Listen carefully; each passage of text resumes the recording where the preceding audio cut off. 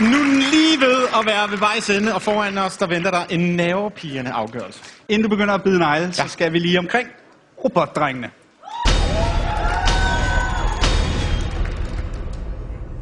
Første gang jeg så Nick og Jeb, så gav jeg dem ikke en chance. De kom ind og lignede nogle idioter. Hold kæft, sikkert på bundenrøv. De havde en mærkelig, selvhøjtidlig, ironisk distance til det hele. Men så begyndte de at danse.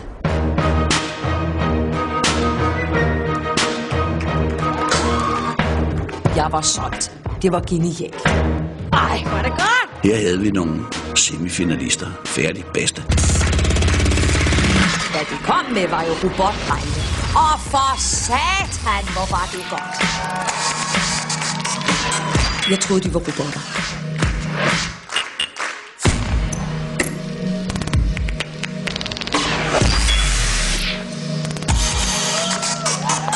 I skal videre. Jeg synes, I er så dygtige. Den, der har fået allerflest stemmer på seerne i aften, er robotdrengene!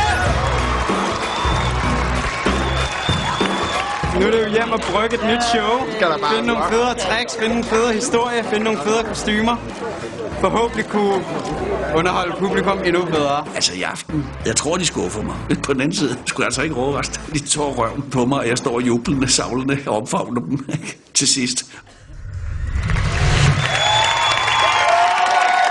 Kære seere, nu skal du høre historien om det gode og det onde. Fortalt af robotdrengene.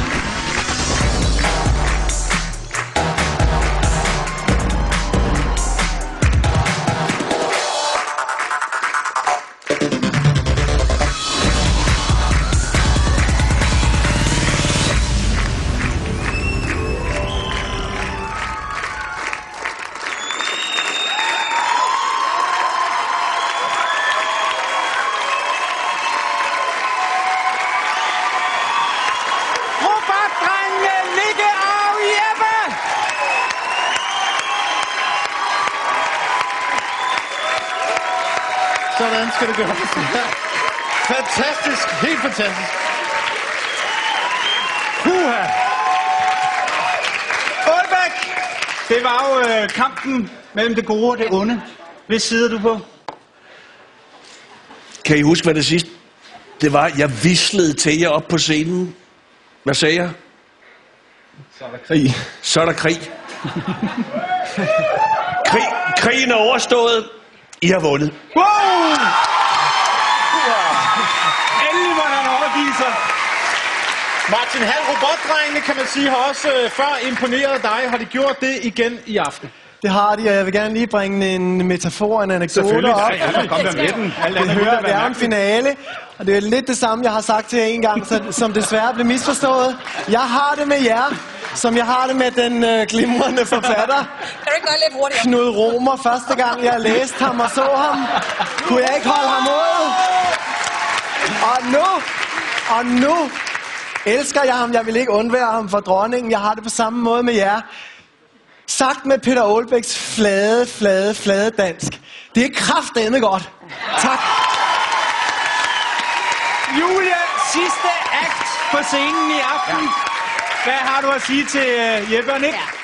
Det var jo for mig i aften det bedste akt. Altså, det var simpelthen så fantastisk. I er jo professionelle. I er topprofessionelle. Plus, at danse sådan der, med sådan timing, som I har. I må jo øve jer 24 timer i døgnet, og det skal I fandme have et bonuspoint for det er satme godt, det der. Nu har I også fået kostymerne med, I har fået historien med, I har fået hele lortet med. I har lært af de tæsk, I har fået, drengen, igennem programmet også. Ja. Nick og Jeppe, en kommentar til de kære dommer.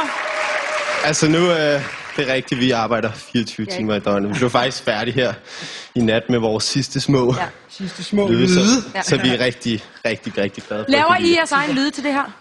Ja. Come on. Sådan.